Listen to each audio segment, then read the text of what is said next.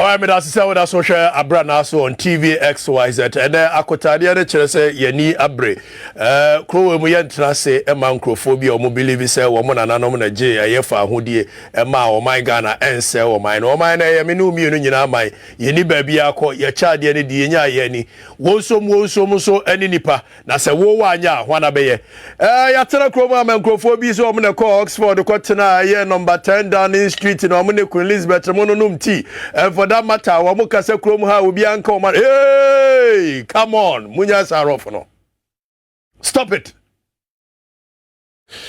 awade fa me ko ni ankohwe eye yilo krobo oheri a o se sabi onya so ope V8 onka se wo pe edan onka se aban emema ne ntoma onka se aban metompa bo anhye no nebom ohene ne se ne manfo enya suku enko na yesi suku esi ho ana suku no eseye said ye MPP ni NDC especially Nanado Dankwa for the president of the republic ana yesusu se oba be ye bibi different but oba ye no the usual president ana why or you so usual or you usual like JJ Rawlings or you usual like Kufuor or you usual like every other president and even worse than all of them. Oba ya ni so oba baby foforo no no so ba ye e-blocks are John Dramani Mahama esi ho no and then another dan kwakufu ado say wo ja me na pro you know crop boy hene ese wo ka chere na ado say wo sere no a wo mra me to school no so abaje fa be ko ne gongo you know crop boy hene na asebo kai anu me na me di insangu form asa na school we ba ha be 5 years ni ana 6 years ni school no ba ha no school fe we ejramwa eni kusie eni akoko ena omuko school wa ha nipa anko school ajamwa eni kusie eni preko ena omuko school mimpe o this year mi pese o mpe bie school no mame echi ekura nu gu ewurem ho a omu ya nipa yes school fe we ena omuko school ka chere mu say mi school way this year say mo ma mi plan o enya de me plan da enti mi srem omo mbe ya e de na obe ye yes ha on be fa school no ko on be pa jako na mi fa asase no kwa o mu ntua mika o mu be fa school no ko.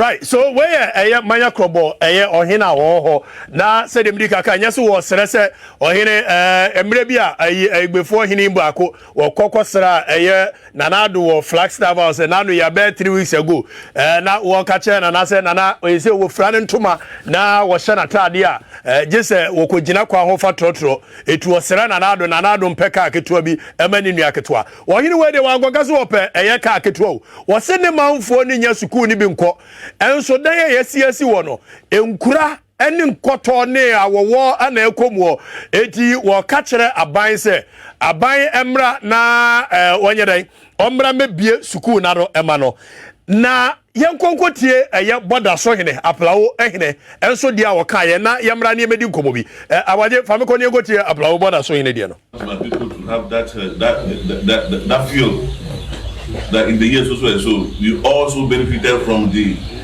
those what free education on the land of Ablau. Yes. The national case, should we beg for education? Education is not a thank you something. No, it's not thank you something. It's not a thank you cake or bread. No. It's a responsibility of every government to provide education. Dancing, we have open education, we have open social and so. I feel very sad because it's not an honor, it's a responsibility. Yes. All right, so sa ahemfu imienu edi wo mano tum se education no ehu hia pa na wo mmra ne mmra mebie e-blocks no Nanado Dankwa for the president of the Republic of Ghana eko Kwame Sefa kai show so the mo friend chairman general no ni show so on Peace FM kokoko ye interview na president ko ya no na Sefa kai eka bibi kire ne se Mr. President, I am for you say one more ma a year or a period of time. Fabe be a e-blocks na do. Abwaje fameko na yankoshe president. The answer or the ma ye any ni demeanor na ye famra mi di nkomobi. Yeko radie. Many of them are being worked on across the country. Let me just take one, Mr. President. The one in Aflao where the chief himself has complained.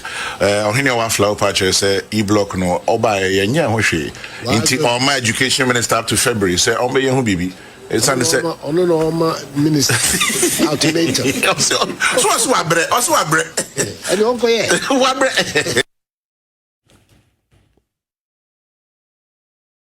Can you imagine?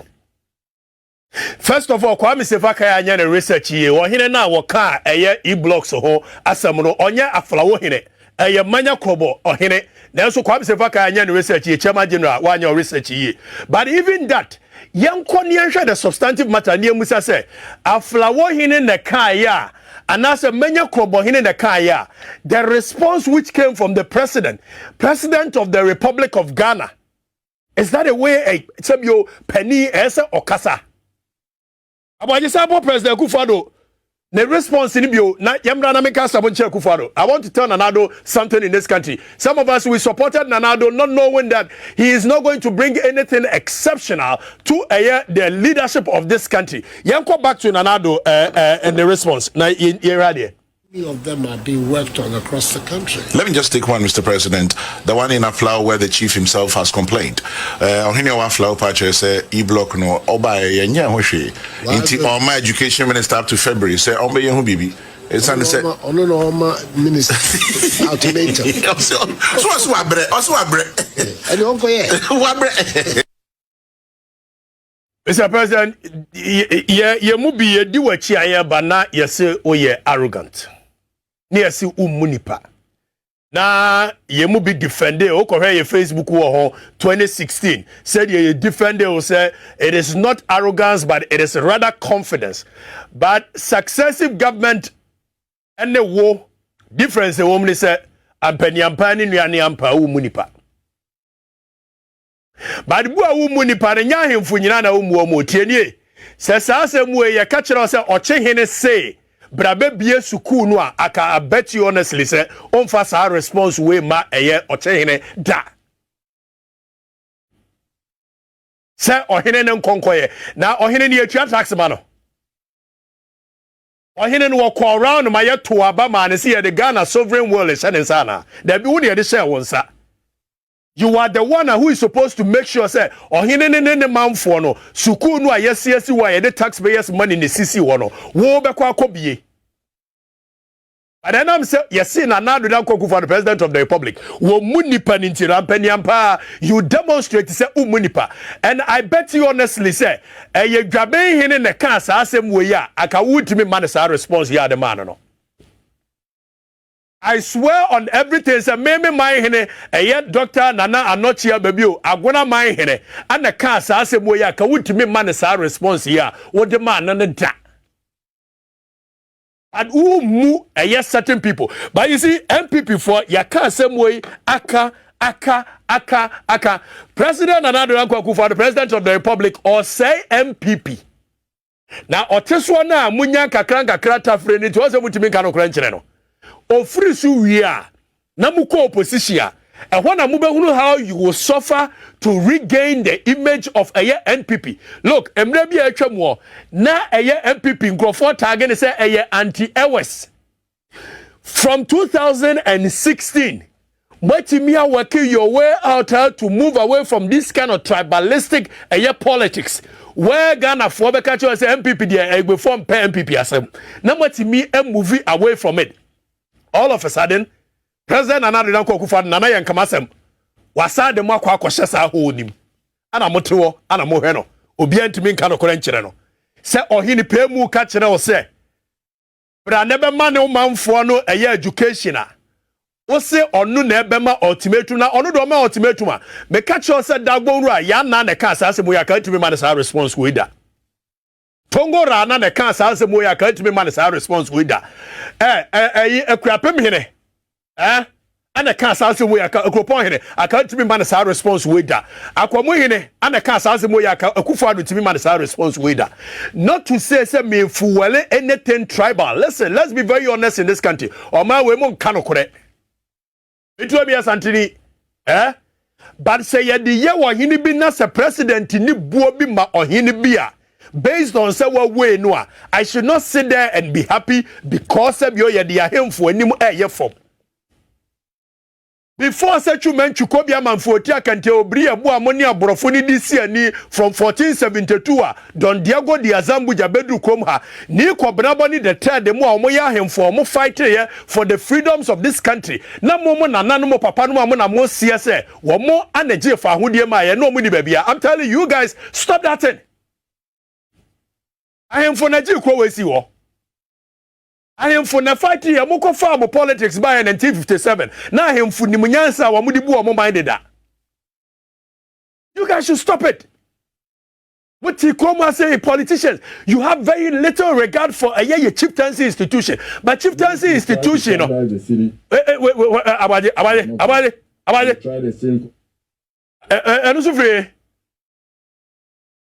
on. It's yet to mean now, my mom fire for be any more form. But you see, yes, we to a crafono. Now we to more monefo. Ramamika say me minianum before Ramamika say minianum crop before minianum from the other side of Ghana. Let me tell you the honest truth. And there's anu krowe obi antime nkaba me catch them the bitter truth. Pa an ko bia tie ha ne nyansa wo. Mo sori asantefo ye huhu. Asantefo ye sheshe. Asantefo ye hu enye huhu ne ye o. Ye manfo ye nim nya fom. Tie nie. Ye manfo ye nim anya fom. Ana santini bia no wo betena wo say ne hene yemfi nanim nya form da obi we will not even allow that because we revere our chieftaincy institution. Momo de modia ne toto form emietie anim wie na se etietia manimu disrespect mu a na afa mo back be ya na santifo looking down on igbe. No, we don't look down on anyone, just that we will not allow anybody to walk over, speak anyhow to our chieftaincy institution. Now guess what? Nipa na no wote Nanado dan Akufo-Addo animu a na one Nanado ye interviewer Nanado disrespect ya Igbefo hene sempo eya flawo hene na no ope CV say eya flawo hene a aflawo hene ko ya hene ketwa o hene wote boda so ya hene ketwa enya flawo hene ana kwam se vaka kan na aflawo hene wo hene wote boda so a ono pa obetimi ato boda mu no ya hene ketwa Nanka president etimi akasa na nim basase because mo ayigbefo no ankasa no mo mfa mahini ne nya hwe ya kai tie kwanu tum ne tie nyansa wa hatie aha na nyansa wo aha na nokura ni trodo na wo me catch o se mi si dwabe hene na kai ya ko timi nkasa asam ne kire ne da Mumi aka no kura bi nkyira mo mahini anu munko pejam igbefo ne ikrobofo na maba benya sika wa ha no munko back to mufie madam Fukofi kwa akwese men kasa mo nkyira mo se munko back to mu hene no na munko peja mahini anu mumre nyam munya sika na mu kofi a momfa sika ne bi nkonko ma ahemfo no montonto mapapa ma ahemfo ni mfra Munya samode ka kwa ne moja ka na si kwantia say ye kwa ye beku ye monso abaifo na mo okromu a mo beku mo ani nti mo suro so mbeba bebo munyai na mo mpagya mahine ne mahine no anya akono we me sure say na Akufo-Addo na wahwe eye ka na say wahine ni video no na Akufo-Addo imu ade deda na wasa hwe wahine ni video no utum so hwe na wahwe wahine abaje wahine no fanebra na eyi ni voice film ni hwe wahine ne ntoma na ifra no na ye hwe ade fanebra ni eyi ni film menya krobo video no odi fa wahine wahine ntoma na nye tie mo nka no kure pause abaje pause wahina ntuma na efra no na Akufo-Addo we no hwe wa wuza wo wahina wotimi ma ultimatum. Oh yes, hey, you see mun kano kure say dwabe hine na ebeka asem wo ya kire president aho se de dwabe hine besia pagya muo ama ono ankasa na ehumfo abetreta we de obo hine chidom wo hine hwe no so ni chen enye ntuma ne nye eti Akufo-Addo hwe wo hine we ya wo be we no aka chese wo hine we mu oha Cause Akufo-Addo na wo mu ade yededa. Eti momma mo ahemfo ni munyadu. There is no way our hene ebeba dwom so oba bekasa. Ne wa frantoma no hene ne koko eguso na eyi toma we da ne nsa na toma mienu we da ne kom. Wa hene ne ntoma ne nya mom yanka no kora nkyere mo. Wa hene bekasa asem we ya. Asante hene bekasa asem we ya se de obesia frantoma bekasa bi akere mo. Beko Upper East region abaje brabak wa hene ne ntu de obo na chidom ne kora nso ntoma ne nya. Your boy hine na chidom no ntoma ne nye atu chen anya mum yenka no kura bi nkyira mo mum pagya ahini anim krobofo amonye sika mum ko back to my hemfo no sika na ese mum ntoma papa fira mum ntoma papa fira mum fa sika NDC for mum ba mo next government amunya mo next government said ya nanado dan kwaku for the president of the republic nya ahini e why oche man vie wo propel no o pagya ahini anim Mudia munyana mo NDC for mo ba voter region for free to abama mo nyene. Mutimi mo ahemfu ma ahemfu esebio ni mo nyamo ma mo kakra. Ah? Mu pagya hini anim. Akufo-Addo ba ye hwede achema ahemfu edi aye no. Aye wache hina ahemfu hwede aye no. O propel no. Wonti ya na otumfo se tutu ekọ eye achema ahemfu a gabi o kire da akomo ofori atamo ekọ gina wache hina chi ekọ ha wo montuma just to show say ye wo mema ofie ha. Na ohene pemu beka asem a mama ohene frantoma na ohene entoma no ne kukumu guo ohene atotoma baako e de tomato ne sa na we Akufo-Addo be de ebu no mum pagya mo ahene anim mum ahene anim mum pagya ahene anim mum pagya wo bi hanga se Akufo-Addo respect no be respect no na apla ohene ka ahene ketwa aboda mum yanka no kura bi nkyira mo yenuanom igbefo yenuanom krobofo mese se mo ampagya mo ahene anim akwa me se fa kan ya igbeni ni ya disrespect ya igbefo ahene me ntimi ntra na ya ka agona man hene asem na se Akufo-Addo disrespect na me to na me sere yenkonko ye kwa me se fa kan ni dimi na no de studio a Akufo-Addo kai no sere yenkonko awaye bam ko has complained. Ohine wa flower patch say e-block no oba yenya ho hwe. Inti on my education minister up to February say on be hu bibi. It's and say ono no ma minister outdated. So abre. Ani onko ye. Wa bre. Bra. Yes, sorry, Kroma, the titles of the man of na chairman general, na chairman. Oh, to hear disrespect to him, and it's as if say the only opportunity Sefa Kai had to have a president on his show was enough. He couldn't even ask any probing questions. Mr. President, hey, senior journalist for more Kroma, Moya Mamboya for more. Yeah, disrespect to him, not to an answer. Now, me try my job here, disrespect no. Na me kwa metie ya me ya Santiago na yuko hine mitimi kan se me Akufo-Addo ma me sa ansa ne da efise wonim se de asante form ayi asante ayi ni no toilet so hine kwa yefa ni agro ha eti mumma ma hini ani mu mpagya mumma ma hini ani mu nyadu egbefo mu na mbetimi apagya ma hini ani o ka se tobo afede de ka sa se boya ka Akufo-Addo betimi ama de sa response no Motina hama MPP chairman ya kan se Freddy Blair okasa ya ma odidi to be afede atem anyhow friend pam one trapper na obetimi afred abe hene sa Professor Mensah se time otumfo na ese tutu ka kire em se tua bodo hene se woni no entena eya do awoma so yesoma me ekopa achew that is a henie for you mo de mu pagya man ni ma ye ntimi pagya mmamo ye pagya de bu so amonkoso ani atem de be ye mu ani badabwaje yenko na yenko hwe eye otumfo eka asem bi kire eye politicians time a eye awomafia ekosera ne wo eye akwasire ba ko yenko hwe ade abaje fam ko yenko hwe ade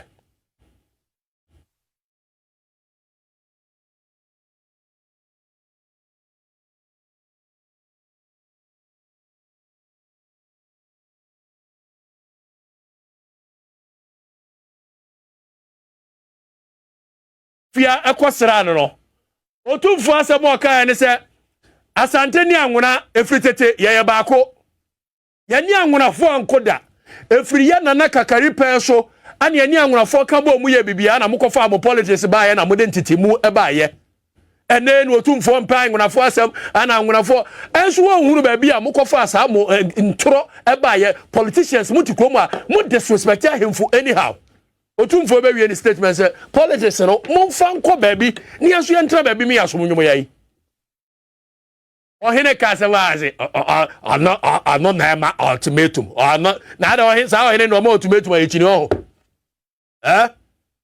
eti mesre awaje family free eya nanado na kwaku for the president of the republic nefa me ko eye ofuriata ene me gina wo so ene me gina on de no wo se anibraba akotade me nya sha no wo se anibraba edi kaka yankwa kwa me piani mo ho okay but me kwa me piani video was say Dr. Baumia onim economist o me economist ni nyansa nim but me kwa me piani video no. We've tried to stabilize the city, have not worked. We've tried exchange control, we tried multiple exchanges, we tried a crawling peg. Now we have a market-determined one. And the central bank sometimes has moved in with $700 million to stabilize the city. It is the most useless and disgraceful use of our hard-earned foreign exchange.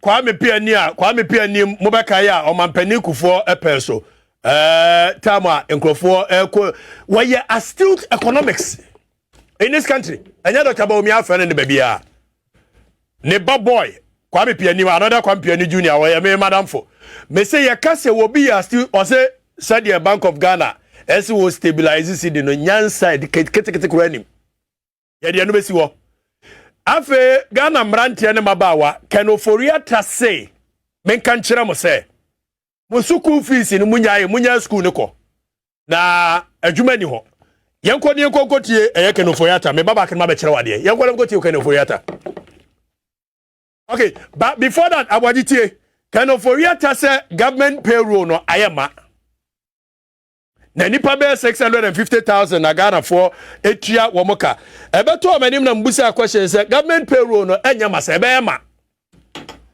government payroll a oforiata na wogina ho kasa na wadi 62 years wo so ebema government payroll safma for 81 years wo so ebema government payroll ayi Cecilia Abnampa edi 68 wo so ebema government payroll ayi ya kan say Giok Miami ofa Kofi Juma edi 71 was so ebema government payroll GMPC boss was so ebema sa government payroll we artificial ema na aye enya original government payroll no ma sheda ba you see before say me do beba government payroll aye ma was no let me open the eyes of the youth abaje I'll come back to aye Oforiata jinama me wo Oforiata picture ka fato nchema me yentie Oforiata yentie baba is here. It's an important thing at this stage. We have gone through a period where most people look for jobs of government, etc. That payroll is full.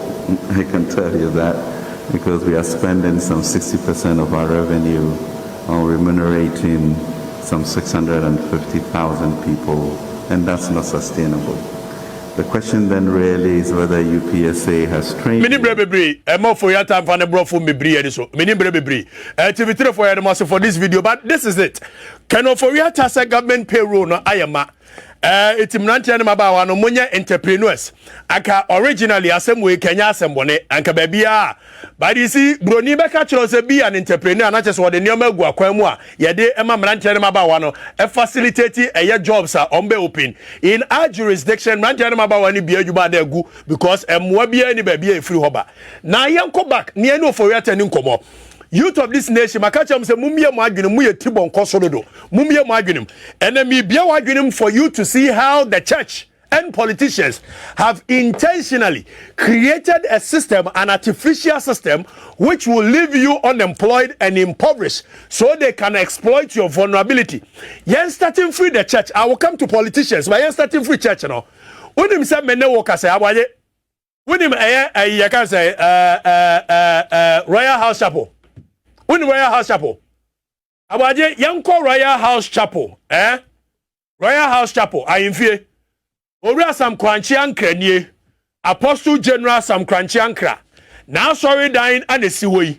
Ghana mrantie no maba wa sɔre kɔ saa sɔre da we mu ekɔbɔ mpaye baba eradi mamajumo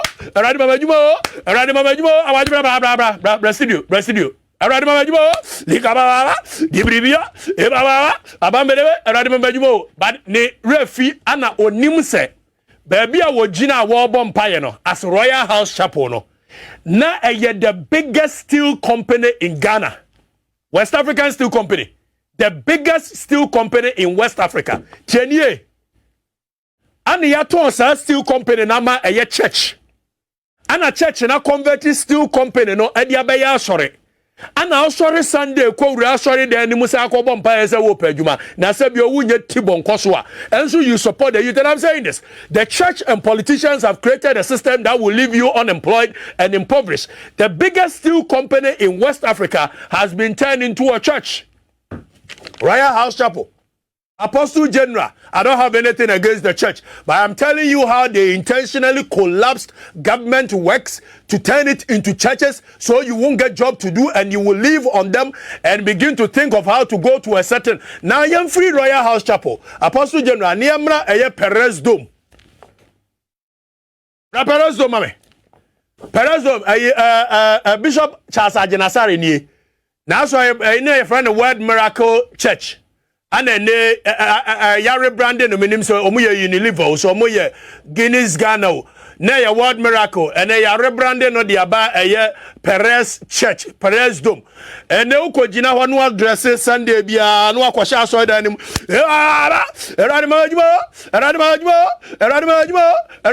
Meanwhile, Sa sorry na Wujina Muna Wobon Payano. Sa sorry na a meat marketing board. Kenye. NCRD, that is National Redemption Council Decree.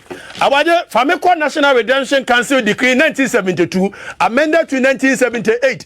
Now, really meat board, meat marketing board for omumra ene adwuma na kwamuba bedi wa ha woti aya branche woye nantwi a wonya babi nkotono woye mpreku wonya babi nkotono woye akoko wonya babi nkotono woye aponche wonya babi nkotono na yehwe o say there is hereby established a body corporate to be known as Meat Marketing Board, in this decree referred to as the board, as amended by Meat Marketing Board Amendment Decree 1978 SMCD 153. Without prejudice to generality of subsection 1 of the short title to the Cattle Development Board Decree, that is 1972 NRCD 42, there is hereby substituted the following. Famiko next. Meat Marketing Board Decree 1972 as inserted by the Meat Marketing Board Amendment Decree 1972, the board shall the functions of the board. Baby a wujina wo bompae no aginasari asori dan no baby a na wujina wo bompae no omadwumani the board shall have perpetual succession and common seal and may seal or be sealed in the name assigned it by subsection 1 of this section. The board shall have the power to discharge any of the functions, to acquire and hold any movable or immovable property, to dispose of such property and enter into contract or other transaction. Now, Famiko next. Or say the objects of the board are A, to purchase, handle and transport all cattle imported for consumption in Ghana. Maybe I will bumpire no. They say the church and politicians have created a system which will leave you impoverished, so you will depend on them and they will exploit your vulnerability. Or say 2, to arrange satisfactory distribution of cattle to any butchers association recognized by government. To make financial arrangements in respect of transfer of proceeds of the sale of cattle. Yanko next. Eti uya branche, uya nenjie, unya baby nkwankotono, baby a ujina obompa na wana ni etono. Akwamuwe na woye na ntwenwe ya no maba no maka esika ma na anwa de no atimi akwa ye mprako ni foforo woye aponche naga enso yagu no ane ye de aye asore na uru asore ma no akwa ye kire baba now abaje fameko eye Lighthouse Chapel International. Fameko Lighthouse Chapel International. Lighthouse Chapel International Kodesh abwajire is not like Bishop Dakiward Mills and okodi di otumfo atem se otumfo enim nyansa yede ebu man na di onima ne ntumefra ne maadi baby a Lighthouse Chapel International sin abwaje na ye Ophel Cinema movie industry begu nyina ya Ghana for ye tenase a ye gu eye Ophel Cinema ye gu Orion Cinema ye gu Wanwan Cinema ni nyina ye gu no ye ka nyansa sema babu anam se etache wona asore ntim rante ne maba wan so muntie efse ye nyansa achechire wo madwene wa asore na me no mienu ka se na ha ye Ophel Cinema yenko ICGC Pastor Mensah Otabela wodi ye 610 million Ghana cedi wodi eye Capital Bank ICGC Holy Ghost Temple wono baby a ICGC asori dan ni si no na eye Ghana Sports Council, National Sports Authority, or Masase, our Mudibesi Olympic Sports Stadium, training Ranchen Mabawa, Moya shot put, a year short run, a year high jump, a year this, Amia Kwakonyeska, Sam Ranchen Mabawa in our talent, Akosha Soy Dining. So this is how the church and politicians have made you impoverished, collapsing all government businesses and making you poor so you can depend on them and they will exploit your vulnerability. Now Yamra back. Near Mary, politicians, and I and then me do school we need to go back in our past and find our way forward. Maybe I am do asomai. Now, Oforiata say, Tienye, and Rantan Maba, one munya you might be yet. Yamusa question say, Eye artificial no masha daketi, or Maya Yetimua, Ghana Mra, according to Article 199 of the 1992 Constitution. Or say we are Ghana ni na we are Juma udi 60 years call retirement. Oye na sa constitution adi shem say ebia na we Juma we no aso ani na emom ye obi mani replace you. Enti ye be ma contracts not exceeding more than 5 years, but it comes in a term of 2 years and 1 year. Sa mara no nyansanim. Yedi kaka che 1992 constitution no monye bibimfa mu repealing mu repeal. Yet wama we mu ye ya we so for 62 years and so that so a finance minister or the government payroll so. Or safuma for 81 years the government payroll so. Government payroll no emrante ne maba wa na epadwuma ne bia ye enso mrante ne maba wa kro ya be support eye nkokrafo a wa muntimi nante e say former speaker of parliament Professor Michael Kwe na Professor Michael Kwe yes say na mrante ne my godfather has been appointed wa Jimmy Dodo sampani mfo nyina akoya akomo mo no be next. No more on connects. The NTB employ nipa more than 100,000 youth will be employed at a go. Young father said Ghana independence 1957. First person I employ no 1 year. It is 64 years in it. Every day people are turning 65. Every day people are turning 60. Now young Constitution of the Republic of Ghana. Article 44, Article 145, Article 194, 223. 235, what it says is that udi 60 years for retirement. Nemom yewo aye bodies be to say judges of the Superior Court, that is Appeals Court and Supreme Court. Sa judges in the omeko retirement at the age of 70. And yewo institutions be to say SHRAC, institutions be to say NCCE, institutions be to say EC. And then the woman for no retirement at the age of 70. Or deputies will go to retirement at the age of 65. Now judges of the lower court and also a retirement at the age of 65. What we are asking for as a nation is maybe I want to chere mra. O shawo mount for no population. Oko baby to say France. Oko UK. The retirement age called him to 65. Because France and UK, they have aging population. Population in it the 260. It means people will retire early, whereas there is job to be done and there are no youth to do it. And on my extended, this is a case where in Ghana we have about 60% of the population being youth within the bracket of 24 to 50 years.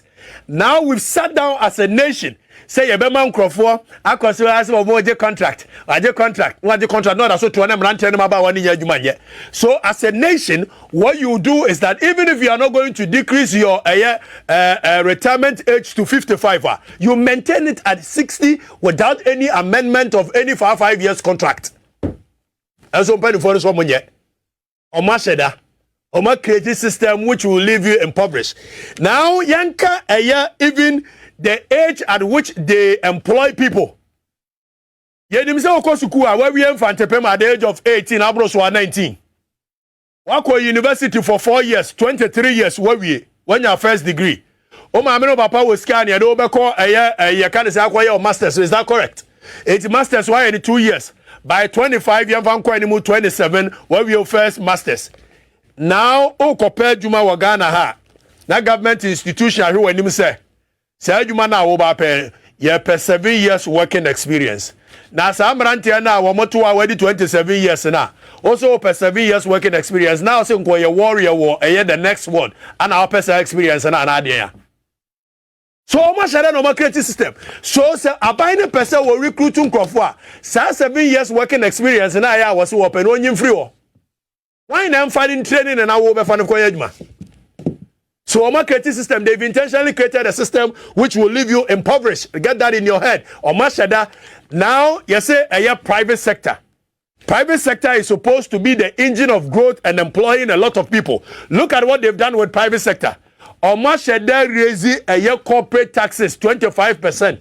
Said a private sector intimi MBM said a from Ranche. And I've said this, they've intentionally created a system which will leave you impoverished, so you will depend on them for t-shirt and 20 Ghana. Private sector no say Omaya Yagunimudo, ne Yagunimu Nyansa. Corporate tax in Accra shouldn't be the same as Upper East, Upper West. Corporate tax in Accra shouldn't be the same as a northern region and a Brunahafo. When you go to the likes of US, Obi Oti Newark, Newark, New Jersey, on try the same corporate tax as those in New York, upstate. If you live in the likes of Washington, you don't pay the same corporate tax as those living in Virginia and Maryland. That is how we build a nation. Now, in this case, if you want to build a nation, what you do is that Utimi zoni or minor say Upper East, Upper West. Say private individuals, we are going to give you a corporate tax of let's say 15% instead of the 25%.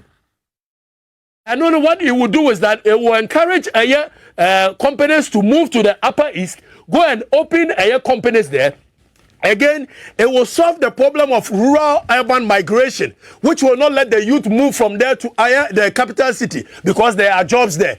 In the short term, yes, it's going to let government lose money. But in the long term, this is what it's going to do. What it will do is that ebema corporate individuals and private individuals ombetimi bie wo majumanim. Obia jumanim a obefa more workers.